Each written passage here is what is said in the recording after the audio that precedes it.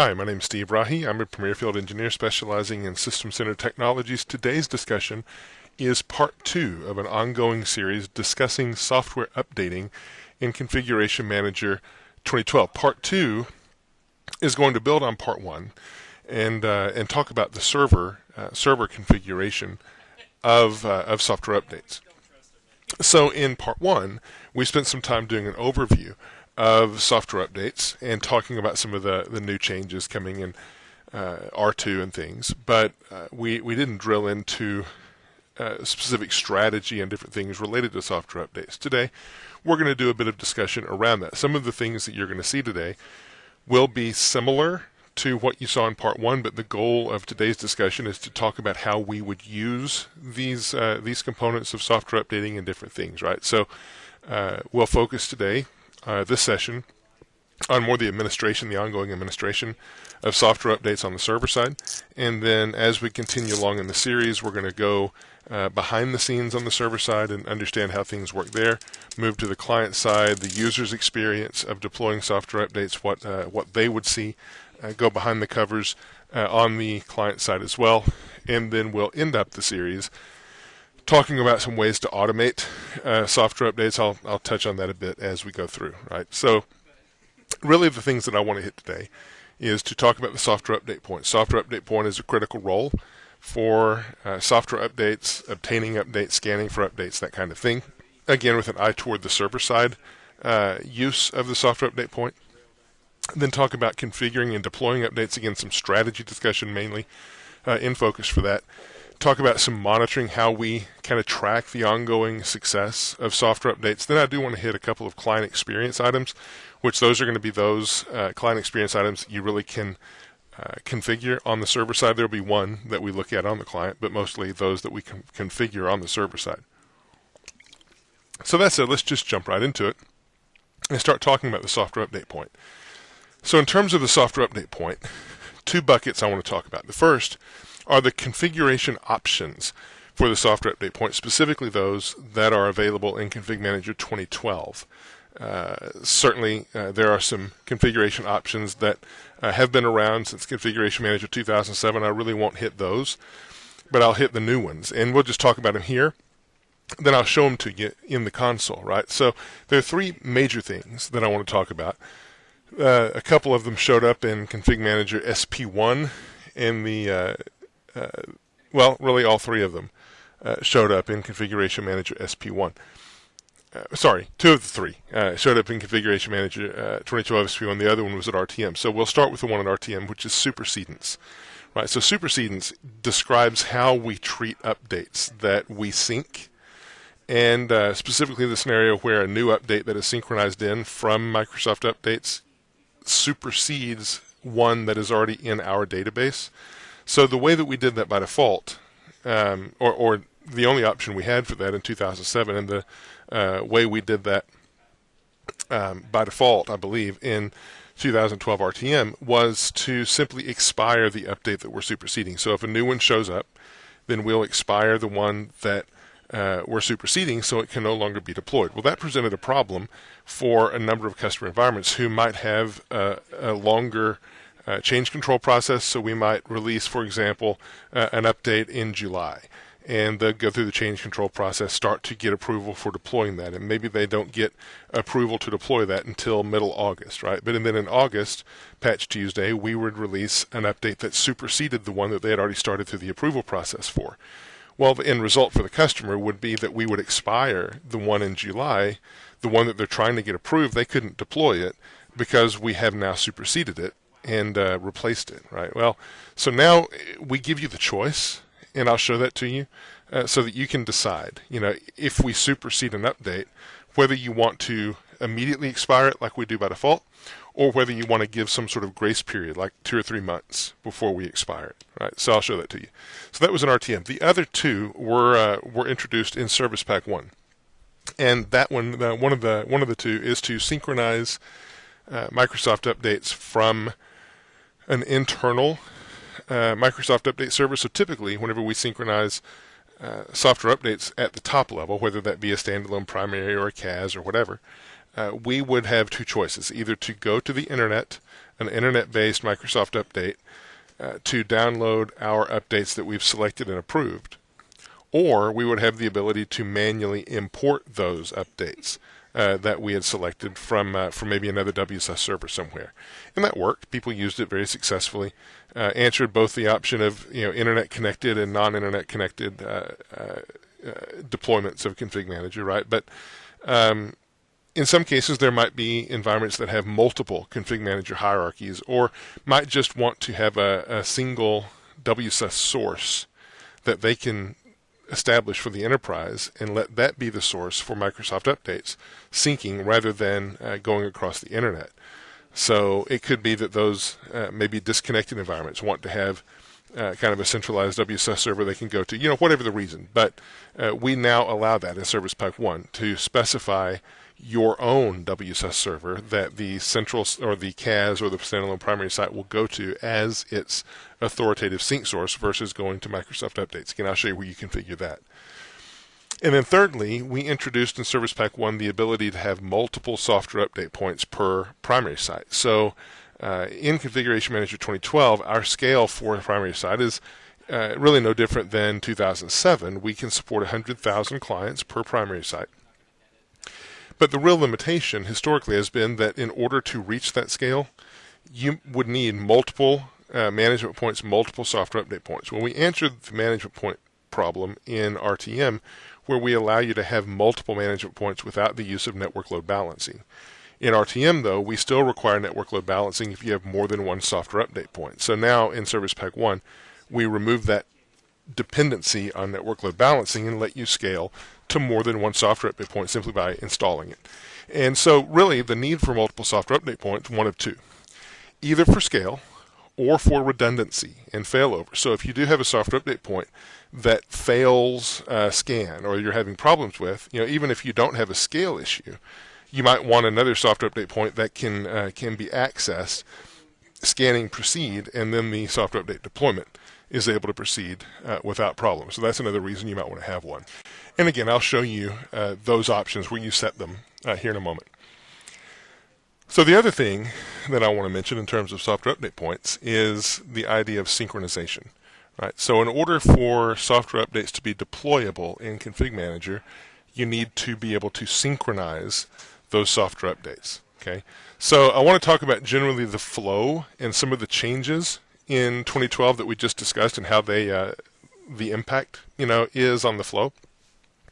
Really, the flow isn't hugely different than what we had in 2007, but I want to show it to you. Then I want to talk about the different types of synchronizations: full, delta, them scheduled versus manual, and how all those work. Again, not a ton there, but worth knowing. So in terms of the synchronization flow, I've got a hierarchy of sorts diagrammed on the screen. I've got a CAS up here and then two child primaries. On the CAS, I have a software update point. Okay. On the child primary, I have a software update point. And on this child primary, I have two software update points. I actually have, it looks like four, but I have two. I'm just showing two different ways that you can configure multiple software update points, which I'll describe in a minute. And the goal of this, again, is to walk through the flow. So whenever you synchronize software updates from the internet or whatever to the CAS, how that information flows through to your hierarchy, to your site servers, ultimately to your child software update points, and so on. So I've got it kind of numbered out here in terms of the flow. So whenever you synchronize updates in Configuration Manager 2012-2007 for that matter, it's really a two-step process to obtain and provision the updates in both the WSUS database software update point and the Configuration Manager database. So you see that by the way I'm numbering these things out. I'll show you this process in the log here in just a minute. So the very first process is very first step is for the Config Manager site server to request the WSUS server or software update point to go synchronize updates. So when that request is made, this software update point will go to its upstream sync source, which could either be a standalone WSUS server that you have in the environment. That's, again, one of the new options we talked about a minute ago that's in SP1. Or it could be Microsoft updates on the internet. Whichever one you've chosen is fine. It could also be offline, too, for completion, but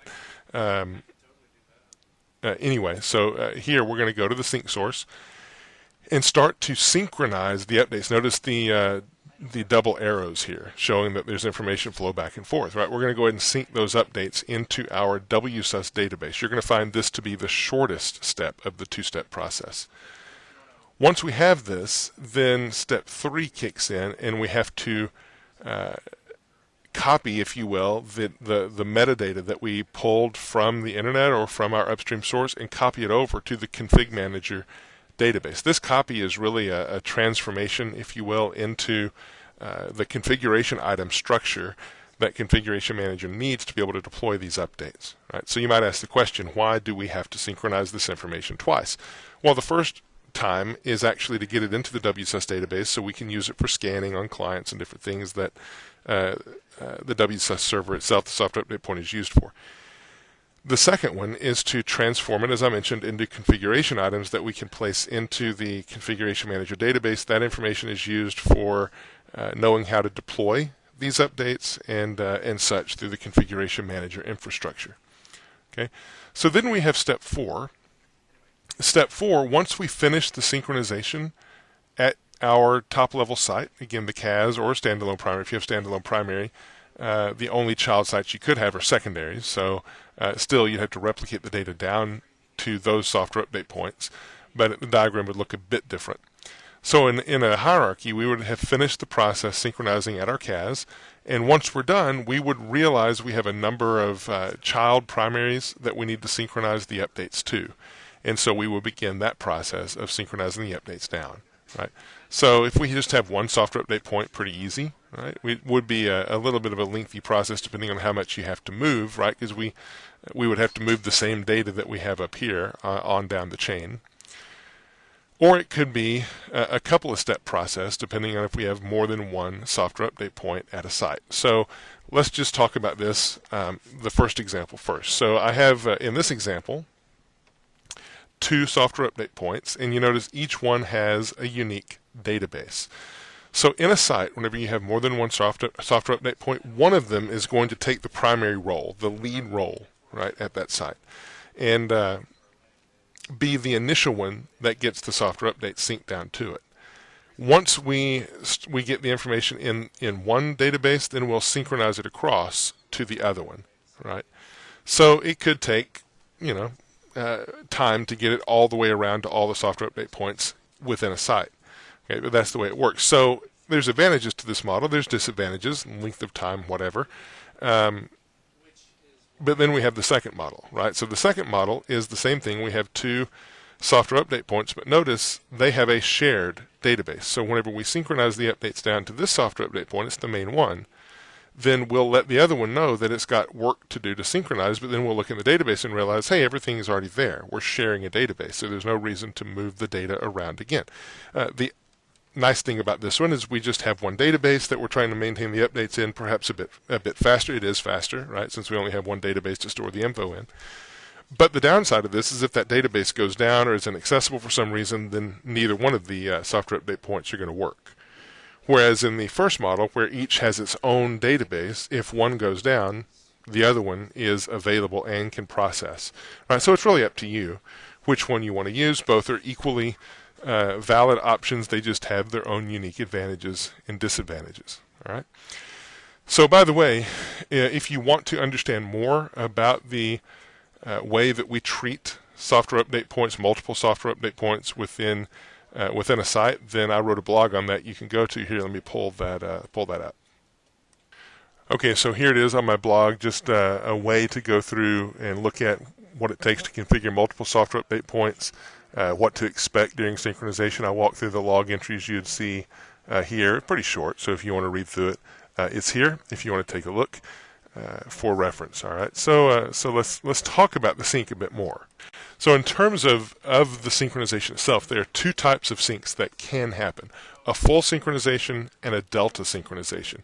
So typically these are very similar, but there is a difference slightly between them. So a full synchronization is one that will have an opportunity to identify and repair software updates that have problems from previous synchronization attempts. Maybe there's been damage. Maybe you've had some deletion that's happened with some of the data needed for that software update. So the full sync will actually go through and have a chance to repair those items.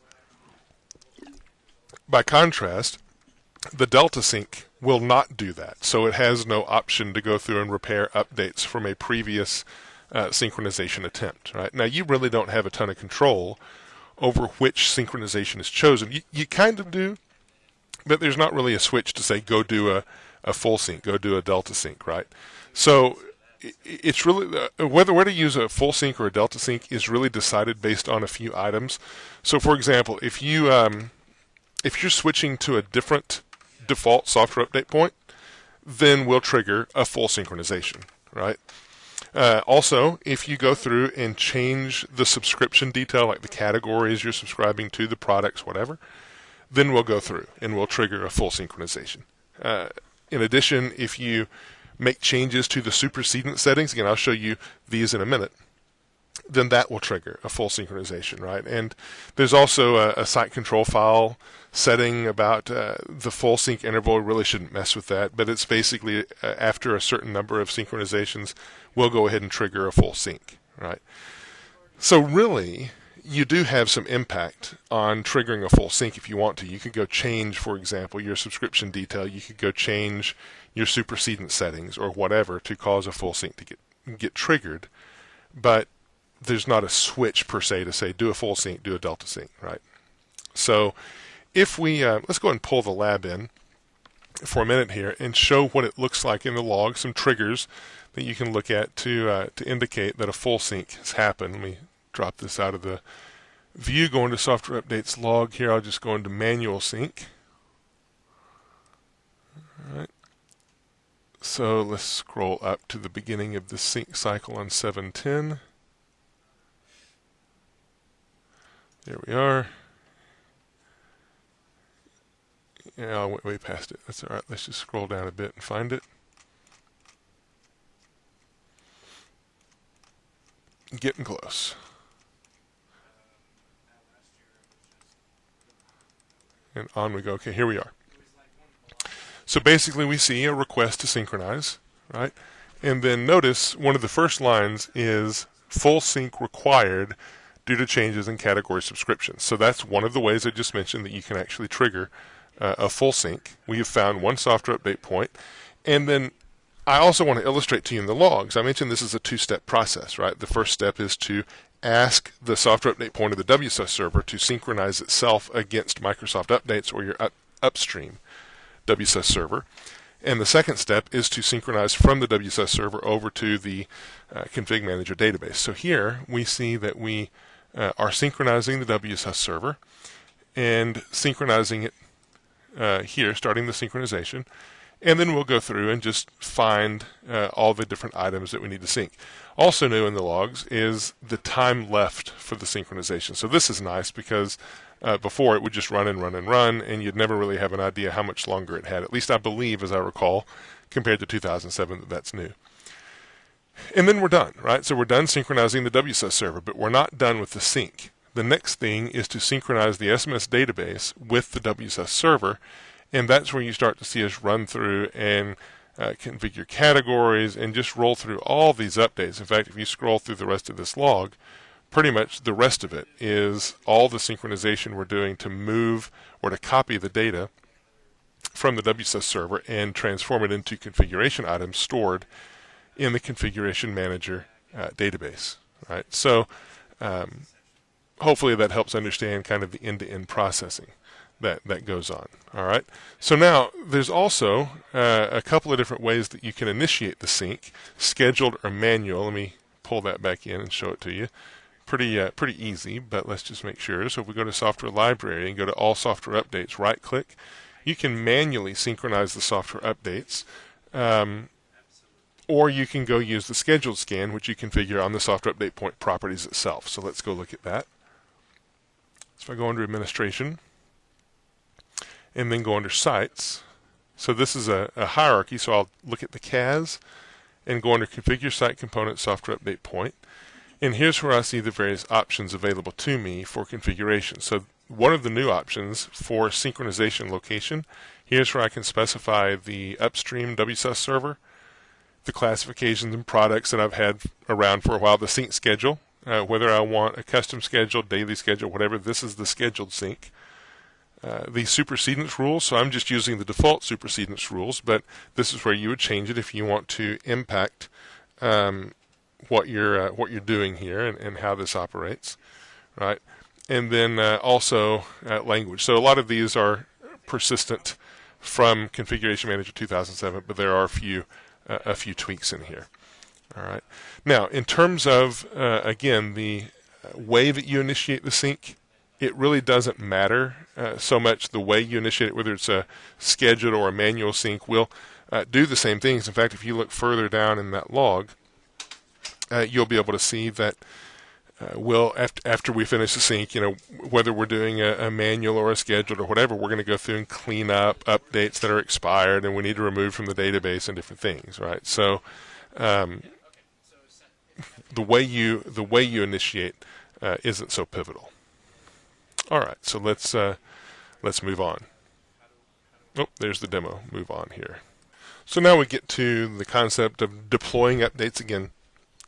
We went over this a bit in brief in part 1 of the series, but I want to go over this again with the eye toward strategy, right? So I want to walk through some strategy and thoughts around the software update group, some deployment package discussion, and how to consider the deployment package. Talk about the automated deployment rules a bit, maintenance windows, right? Just one quick thing there. Another thing I'll mention here before I get into the demo. So certainly with Configuration Manager 2007, 2012, even 2003, we've had the ability to deploy Microsoft updates, and that list of products that we can deploy updates for and the types of updates and different things has grown over time, but still the only options out of the box are Microsoft-centric updates. Well, how cool would it be if you could deploy non-Microsoft updates, right? So maybe you have a homegrown application that you want to use the Config Manager approach to deploy those updates. Very doable with an add-on tool called System Center Updates Publisher. It's not at an extra expense. It's free to anyone using Configuration Manager in their environment, and definitely worth the look, right? So if you have a need to deploy updates to firmware, Dell and HP and so on, there's actually some inbuilt catalogs that you can leverage to immediately take advantage of that. But third-party updates, if you want to craft those into a structure that you can deploy through Config Manager, that's very doable as well. So definitely take a look. It's something that I've seen a lot of customers find value in, but a number of customers look at it and they're kind of put off because it is to get beyond the catalog, it is a bit of manual work. The nice thing about it in Config Manager 2012 is there's a bit of similarity, not total, but a bit of similarity between System Center Updates Publisher and the work needed to do in the application model. So once you learn the application model, you're pretty comfortable, I would think, with the approach of building updates in System Center Updates Publisher. Right, so take a look. The other thing is, again, when we think of software updates, we think of handling Windows updates, and that's certainly true. With now the ability for Config Manager 2012 to natively install on Unix, Linux, even Mac, right? Now we have the ability to extend Config Manager's use to patching those platforms as well. One thing to note, those platforms don't understand the Windows style of updating, so they don't have a concept of a WSUS server. They don't have a concept of patches coming from Microsoft Update and such. So you would need to use packages to update those platforms, but still it's very possible to do with Config Manager, and you can use a single tool to make it happen and leverage your skills for updates with those platforms as well, right? So enough about that. The rest of the time I want to spend on this topic anyway, walking through the strategy portion of the software updates node. So let's go over to software library for a minute. So here's the software updates node, and the very first node is all software updates. So you'll notice this is your first time to really pay attention to the software updates node, that there is no tree structure here like you're accustomed to in Configuration Manager 2007. There's a single view that provides insight into all of the updates. So you can find and filter the ones that you want with add criteria. There's a whole bunch of different criteria you can put in here, including product or criticality or whatever else makes sense. Right? You can add multiple update filters and different things to scope what you want in this view. Right? Notice that we stop at 1,000 updates in a single view. If you want to go beyond that, you can click this bar and we'll bring in even more updates, but that's just more of a performance thing than anything else because it takes a while to list out the various updates. Right? In here, you can actually go through and see details about the update and all sorts of different things that you'd expect. So you can right-click, go to Properties, see details on the update, max runtime, different things, right? Set a custom severity, see your supersedence information, whatever. You could also go and deploy these updates. So, for example, if I wanted to right-click and download or deploy the update or whatever, I can do that from here. Right? Nothing to prevent me. The better strategy is to actually deploy updates as part of a software update group. You can do it here, but software update group is the right way or the better way. Right? So let's just move to software update groups for a minute. So there's a number of ways that I've seen folks use software update groups. Right? One not uncommon approach that I've seen in many environments can actually lead to problems, which is why I want to call it out, is where you have a single software update group for the current month of patches, and then maybe a maintenance software update group for the rest. So let me give an example. Say that we have, we're in July maybe, right? And we want to build a software update group that uniquely will deploy all of the updates for July. And then anything that is historical, meaning previous to July, we'll have as part of another software update group that contains everything that we're keeping, maybe a year's worth of patches, whatever the case may be, right? Well, you can do that. It's very simple to think about. So your July patches, maybe think of having Windows 7 patches and Windows 8 patches and Server 2012 patches and Office patches and all the patches that you would want to deploy. You can put in the July software update group, and then you can deploy that to all the systems in your environment.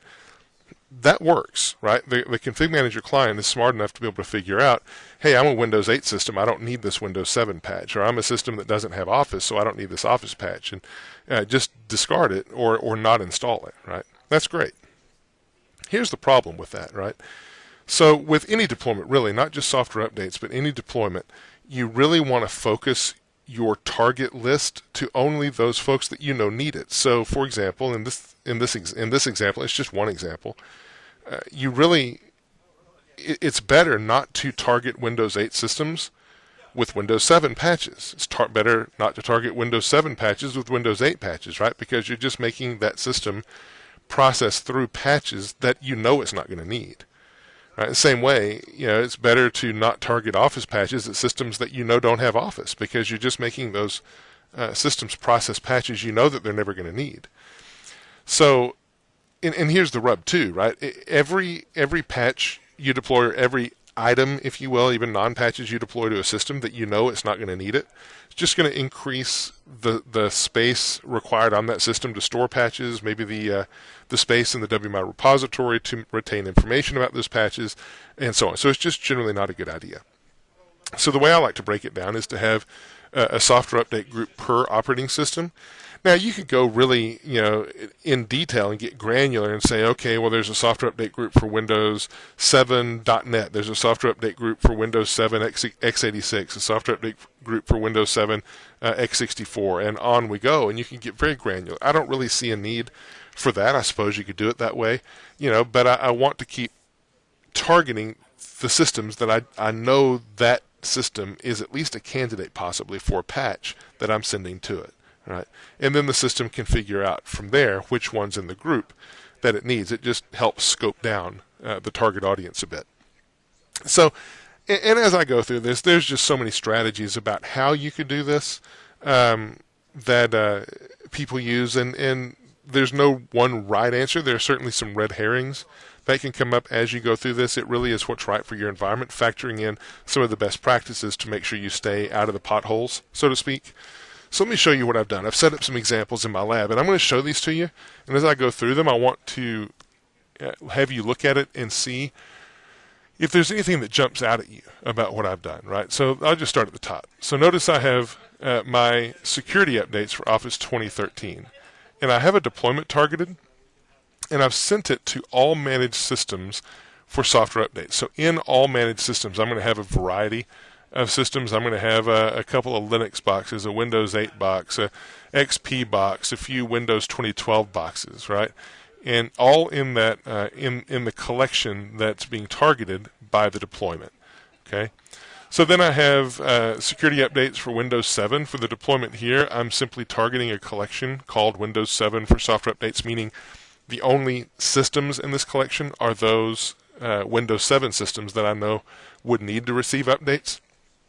Then I have the same thing, Windows 8 security updates targeted just to Windows 8 systems. I have a Windows 8 maintenance collection here. I've not, or software update group I haven't deployed yet. I didn't create maintenance groups for everything. I just put that there to give you an idea of what it might look like. So in general, you're going to have, right, a software update group for maintenance maybe per category, and then an ongoing deployment, monthly updates group for the current updates, right? So you might have a number of these for your environment, even more than what I have here. That may seem unwieldy at first. We'll talk about that in a minute, right? Because it can get unwieldy if you do this stuff manually, but it's quite manageable if you do it in an automated fashion, right? Then we have the Server 2012 software update group, and it's targeted to just Server 2012 systems. I have spelled software there. Same for XP. And then I have I pick Bing Bar, right? And I'm targeting it to all managed systems. And then this one is from something else I'm working on, right? So just walking through that, the question is, do you see anything kind of odd about what I've done? And since we can't really discuss it, right, I'll go ahead and tell you what two things I kind of built into this. Notice the red X, the color of the icon, or the icon used for a software update group. If there's something, if there's an icon that's green, it means you're good to go. Everything's fine in the software update group, ready to be deployed. Not a ton of maintenance to do here. Yeah, it may be some. You might need to move some things around or whatever, but not a ton of maintenance. If you have a yellow or a red, or in this case a red X in a couple of cases on your software update group, that means there's some problem with the software updates in the group. So let's just go into here and look. So if I double click on this group, it's going to show me that 3 of the updates are just fine, but there's 2 of them that are expired. So if I click on it, it's going to say yes, expired, and this one also is expired, right? So what this means, just at a glance, I can see that there's software update groups that need maintenance to be performed on them. So as you manage software updates, you're going to need to factor in maintenance on those software updates to make sure your system stays clean, that you're deploying the latest updates, that you're getting rid of or removing from the deployment updates that are expired and different things, right? So these 2 would be eligible to be removed from my software update group, and then everything would go back green, okay? And then I have another group down here where the same thing is in place. I have another red X down here, so I can look at it for Windows update, Windows 8 maintenance. I've just got a couple in here. There's an X on it, right? And I can tell that it's expired and superseded, right? So you notice the other one was just expired, which made it have a different color or different look to the X. And here it's both expired and superseded, which causes a different icon, right? So you can see at a glance what's going on. Now, one other thing that was a bit more subtle as I went through this that I want to call out is notice up here the, software update group here. My Office software update group is deployed to all managed systems for software updates. What this means is that every system in my environment, potentially, is going to get the deployment for this software update. Well, what if these systems don't have Office, right? Well, we're causing these systems to process software updates that we know are never going to apply. So it would actually be better to have a collection of systems that have Office. It's very easy to build a collection of systems that have Office and let this go out to that group of systems, right? So it's a trade-off. You even see it in the application model where we can offload to the client some checking. The requirement rules, as an example, can be checked by the client before it deploys an application. You can certainly offload processing to it, and you will want to do that in some cases, and then minimize the number of collections that you use on the site server. Same Same thing here, right? That's what I mentioned when I said you don't really need to get so granular that you're targeting, x86 separate from x64 for a single operating system. You don't need to go in and split up and have .NET versus, whatever else it is on a particular operating system. You can put them together, but just try to limit your scope as much as possible, right? Another thing that I saw happen with a deployment at a customer site is that they would actually deploy to a collection that had all ConfigMgr client systems in that collection.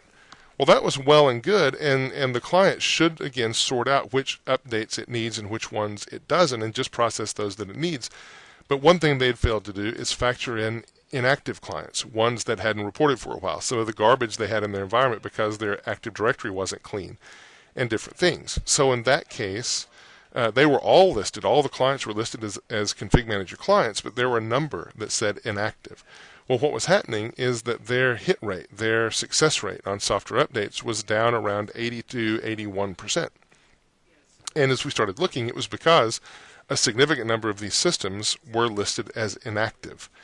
So there was never a chance that we were going to succeed there. And so what we did is we pulled those inactive systems out of the collection, made sure the membership for the collection factored in that we only want active ConfigMgr clients, and then immediately almost the hit rate went up to around 95, 96% just by pulling those out. Right? Now, that's a bit of a smoke and mirrors game, right? Because you do want to factor in all of the systems in your environment that should be targeted. Certainly there will be client issues that show up and different things that will need to be fixed and such in your environment to make sure the client's able to receive these updates.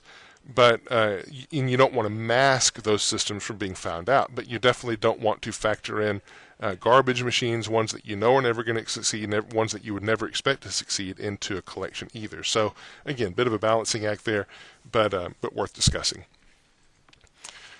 All right, another thing here just to show is in our software update group here as well, right? You can add in a column called CI Unique ID. You'll see it here. It's not here by default. So if I go in, for example, to Office 2013 and right-click, you'll see this Unique Update ID down here. The other CI Unique ID, here's an Update ID.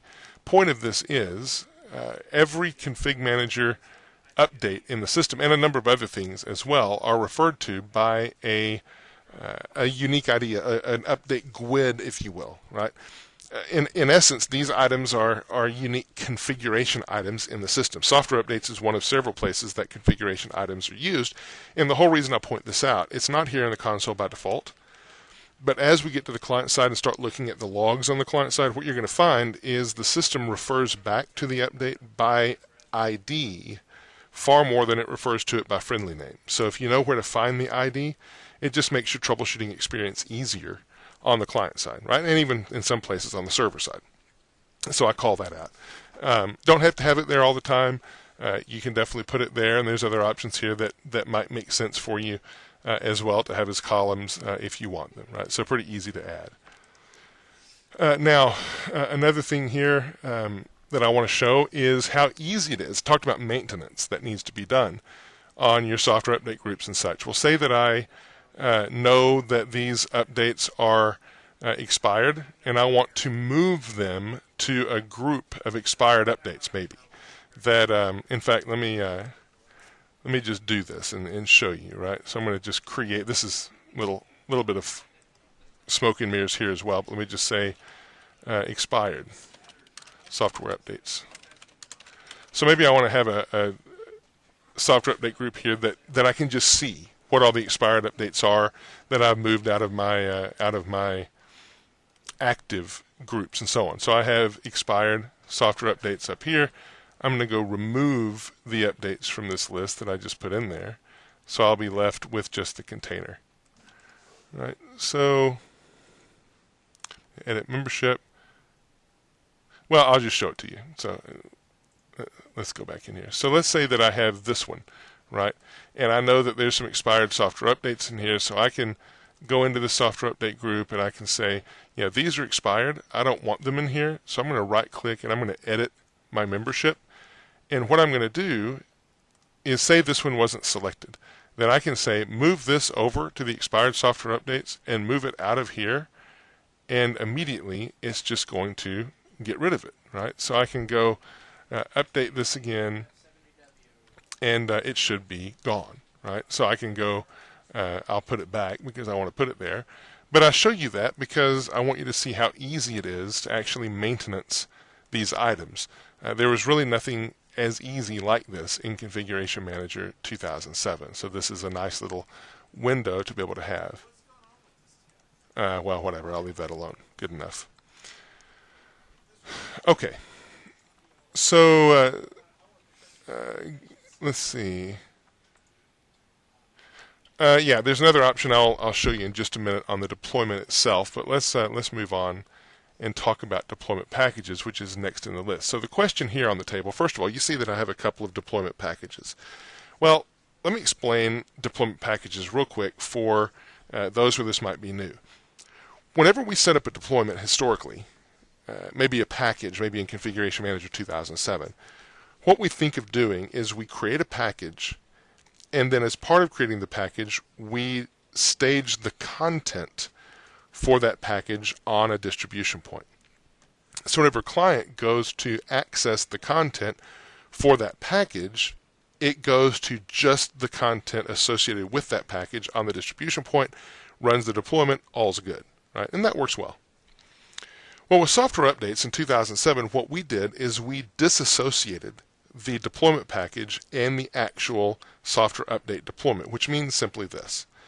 You might have 10 different software update deployments, but only 2 or even 1 deployment package. The point of it is the actual deployment of software updates is not linked to a specific deployment package. All that's required is that the software updates referenced in the software update deployment exist in at least one software update deployment package that is on a distribution point accessible by the client.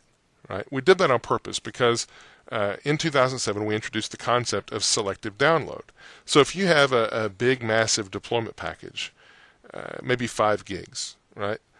But the client only needs about 500 megabytes worth of content from that deployment package, all it's going to do is identify that 500 meg and download it versus the entire 5 gig, right? If you had content, that 500 meg of content was in place across a couple of different deployment packages, that's fine too. We'll get 200 meg from one deployment package, 300 meg from the other. As long as we can get access to the deployment package, we're good, right? Everything's fine. So then the question is, if it works that way, why do we need more than one deployment package? Well, in Config Manager 2007, the real reason for it was to try to minimize the size of your deployment package so that you didn't have to spend so much time copying the content across the network and updating the package and so on, right? And that was fine. But even then, in 2007, it wasn't such a big deal. Well, now in 2012, we've changed a bit, even on the distribution point side, to where it really makes the need for multiple deployment packages kind of a limited need situation, right? So when do you need multiple deployment packages in Configuration Manager 2012? Well, there's a couple that I thought through and come to mind.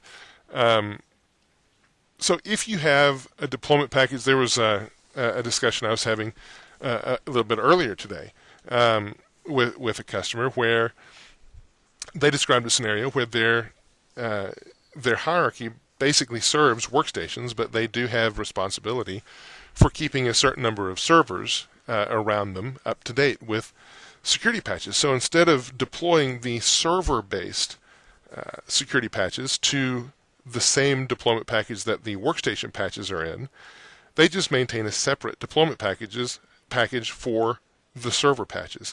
And the result of that is the deployment package for server patches is a lot smaller, and then they just put it on select distribution points that are accessible by the servers. Whereas for workstations, they put it on all distribution points because there's a lot of workstations that need to come and get it, right? So it limits the impact to the environment in terms of disk space, in terms of moving content to distribution points, and so on. That's a great reason. It's a very valid reason, right? Well, another reason where you might want more than one deployment package is in terms of the number of software updates that you're managing with that deployment package. So in Configuration Manager 2007, we had a limit, not a hard-coded limit, but a supported limit of 500 software updates per deployment package. In Configuration Manager 2012, we've doubled that, and we now support up to 1,000 software updates in a deployment package. Well, if you think about it, whenever you to get to 1,000 software updates, it's going to take you a while, right? You'll get there maybe, but it's going to take you a while, especially if you do routine maintenance and make sure that the system's clean and so on. You'll take a while to get to 1,000 software updates.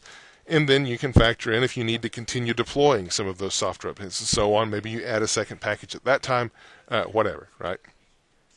So whether you have one, another thing that really factors into whether you have one or multiple is the fact that on a distribution point, we now support single instance storage.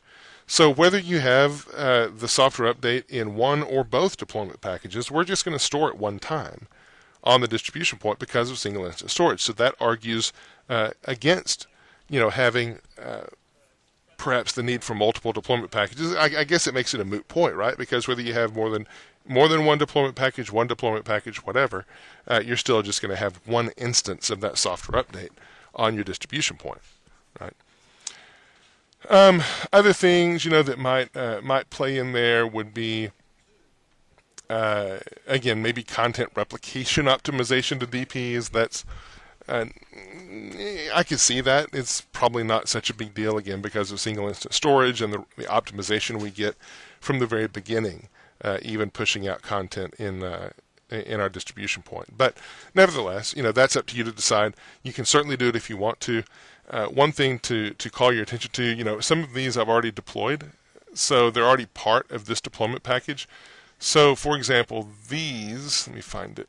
I know the Windows 8 ones are part of that deployment package. So if I go in and I want to deploy these again, in the early days of Configuration Manager 2007, let's see.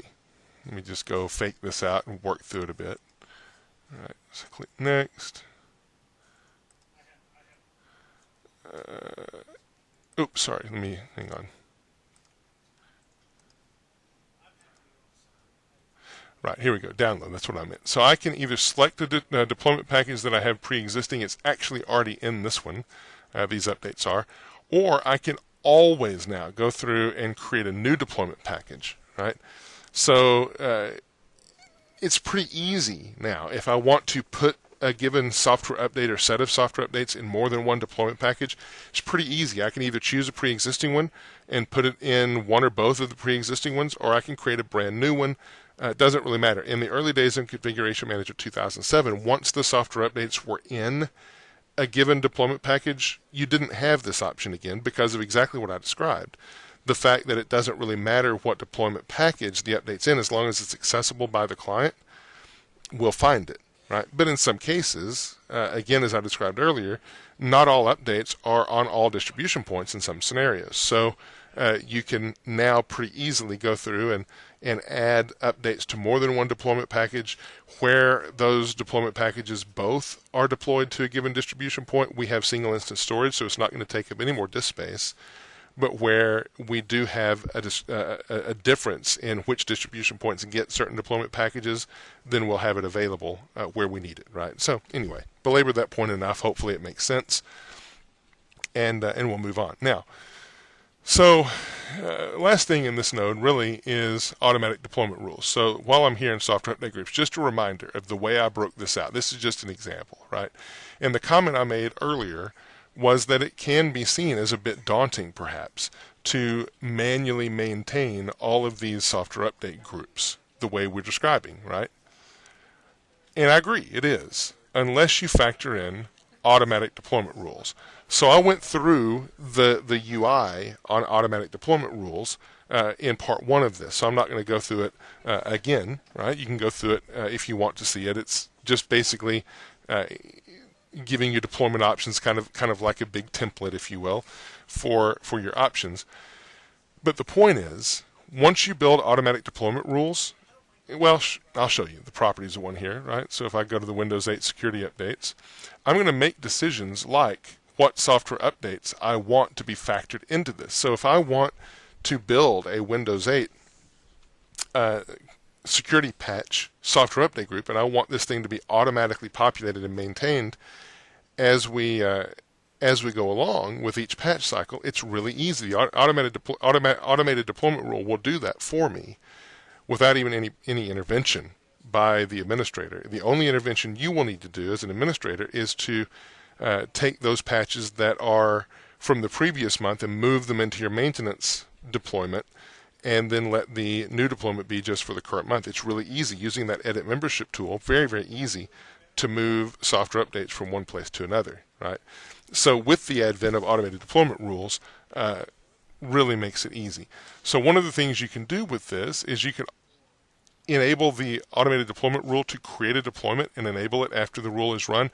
I don't really recommend that you do this, at least at first, until you get comfortable. But if you want to let it automate the whole thing end to end, including deployment, you can absolutely do that, right? No problem.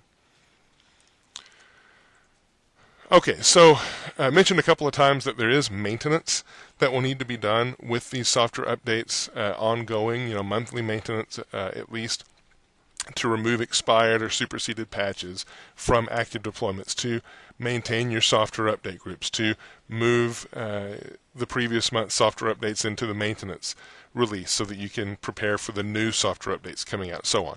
So you can do that manually. It's really not hard to do manually. There's also some interesting automation that you can bring to bear to help with that. So I'm not going to talk about it other than a mention today, but it's going to be part of this series. I believe part 7 of the series will be to talk about how we can leverage something like Orchestrator or PowerShell or scripting, in general through PowerShell or VBScript even in some cases, right? I don't know exactly how I'll demonstrate it. Most likely just a combination of PowerShell and Orchestrator will get you pretty much everything you need, right? So I'll show you how you can bring those tools to bear to even further automate your maintenance every month, right? So we'll hit that later. Last thing I'll mention here is maintenance windows. So we've had maintenance windows for a long time, since Configuration Manager 2007. Coming in R2 is now the ability to have a separate maintenance window for software updates, and then set apart from your normal maintenance window, which might be for software deployments or whatever other activity you want to do on the client. So that's coming. Don't have it to show you right now, but it's going to be an additional option for you. All right, so let's pull the lab out and continue on a bit. Okay, so in terms of monitoring deployments, so we've got deployments going. We want to monitor the process of deployments. It's really easy to do it. There's actually some a monitoring node where you can monitor the deployments really granular, easy to see. We also have reporting. I'll show those to you real quick, and we'll move on. Let me pull the lab back in. So if I want to monitor a deployment, then I can just simply go to deployments, and I'll see all the different types of deployments that are out there. I have applications, task sequences, program, whatever. Here's some software updates that I sent out. Haven't been cooking that long, but you already start to see a little bit of activity. So all of these really are currently in unknown status, those that are out there, right? So there's 3 in unknown and 6 in unknown and different things, right? But this is a great place to monitor your deployment. So your deployment's either going to succeed or fail. It could be not applicable, right, to the system, which is nice, because if you do have an update that you target to a system that doesn't need it, it's not going to factor it into the overall success rate because it doesn't need that deployment or that particular update, right? So, but I just show this to you because it's a really nice place to go and see what's going on. So, for example, if I want to look at my status and look at what the unknown status is returning to me, view status to unknown, will tell me, hey, I've got a client that passed and is active. Now, it just, hang on, let me restart the console. There we go. Does that for every now and then in this environment for some reason. All right, let me go back to monitoring. So here we go, distributions. Here's my Windows 8. And let's go back in there. So unknown will tell me, hey, I've got an active client. There's 1 active, there's 1 inactive, and It'll tell me which one's active, which one's inactive, different things, right? So not a ton of detail there, but the point is, if you do have failures, it'll tell you why there's failures. If you have successes, it'll tell you that as well. If you have in progress status, it'll tell you that. So it's a good place to come and be able to see what's going on. Also reporting, there's a bunch of reports here. I won't go into all of them, but there are general categories of reports for software updates which are useful. So we have compliance software updates reports. These are the ones that you should use to describe compliance in your environment, right? There's a number of categories here. So there's deployment management, being able to manage the progress of a deployment, or look at what updates are being deployed, or whatever, right? Deployment state. So I see sometimes folks use deployment state kind of as a compliance equivalent. It's kind of close, but it's not really a compliance report. These are the compliance reports. So scan reports and any troubleshooting reports, things that are going on, right? You can look at here. All right, so I'll leave these to you. The other thing I'll mention here is these reports are a great stage. If you want to build your own reports, if you want to build some really nice graphical reports to tell the story of your software update status, you can absolutely do that. We you can expose the internals of these reports through Report Builder. We do use SQL Server reporting services on the back end, so Report Builder looks inside these reports nicely. Can give you a good head start, if you will, launching off point for how to customize these reports and so on. That's a topic of its own, so I won't go any further here, but at least to show, right? We pull the lab back out, and we'll move on. So the last thing that I really want to talk about is client settings, right? Configuring the client experience. And there are three big buckets. So the first thing is client settings. Client settings, the settings here really aren't new so much. The only one really new is the cloud distribution point. So the cloud distribution point really gives you just another option for a place that the clients can go to download content that you've made available to them, right? So I'll show you how to turn that on. You can make a decision if it makes sense for you. There's another switch, frankly, that might make more sense than a cloud distribution point in this scenario, because the cloud DP is a metered kind of connection. Let me just jump on down to deployment options, the allow fallback to Microsoft updates. I'll get to that in a minute. What that does, it's another thing that's new in Service Pack 1. On a deployment of software updates, there's a switch that will allow you to tell the client if it's trying to download an update, install an update, and we cannot get to our configuration manager infrastructure for whatever reason, but we do have internet connectivity, that it's okay to go retrieve that update from Microsoft Updates rather than just failing, right? We'll always try our infrastructure first, but in those cases where we can't get to it, but we have internet connectivity, we'll be able to go get it from Microsoft Updates. Just another way to increase your hit rate. Again, I think that's probably something that makes sense in most environments to turn on, especially where your clients can get to the internet. I'll show it to you in a minute. So deployment deadline reminders back up in client settings. I'll show you where to set that up. Again, it's not really anything new, and then the software update specific settings, not anything really new, but I'll show you where it is. In terms of the deployment options, in the deployment you can set some pop-up notifications and software center display options here, and so that will dictate the client's experience. And then finally, under other options, this is a client viewed item only business hours. I'll show it to you on the client's perspective. This is something you cannot configure on the site server, but it's worthwhile to know about because it does allow the client to have a bit more control, the user to have a bit more control over their deployment experience with ConfigMgr. So let's go look at those. All right, so back in the lab, let's start with client settings, right? So here I just have the default. Just run through where these things are real quick. So here's your cloud services, whether or not you want to allow a given user access to be able to use cloud services. Again, may not want to let every user have this. Requires that you have a cloud service like Intune, is one option for a cloud service, or the cloud DP as we're talking about here. Whether you want to let the user have access to those. And then hand in hand with that is the ability to allow the use of a metered connection, right, for the device. That's where you set this. So this would be perfect for a customized client setting or customized user setting to enable or disable this option. Then we have the computer agent, which is where we configure the interval at which the user will be prompted to know that there's something to be done.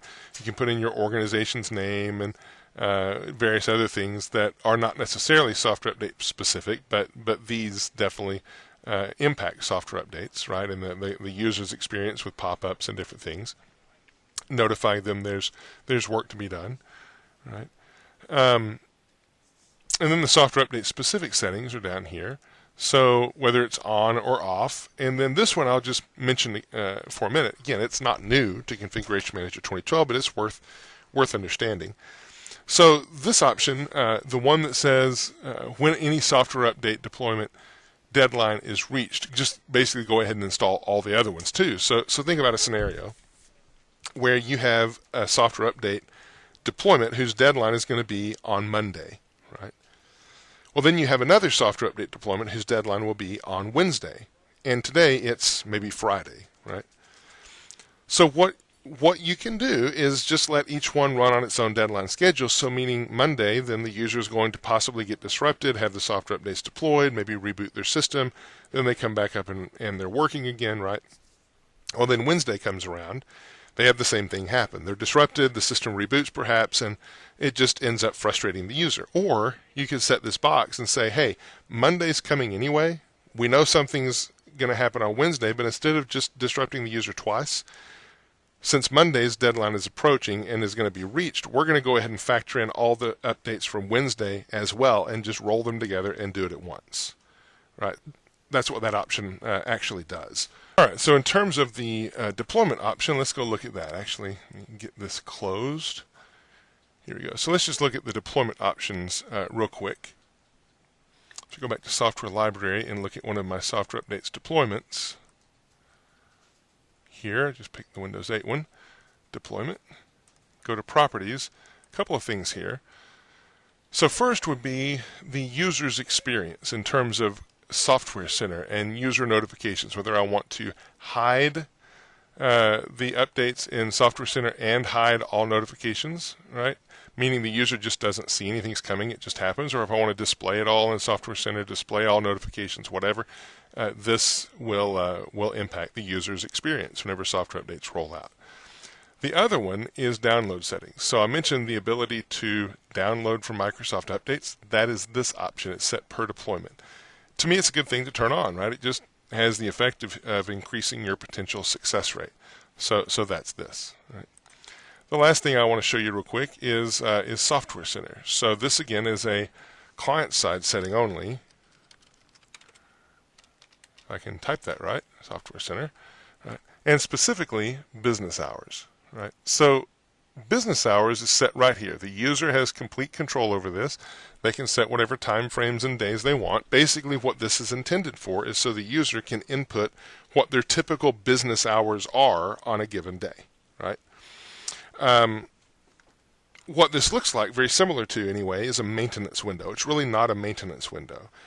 The best way to illustrate how this is used is through a scenario.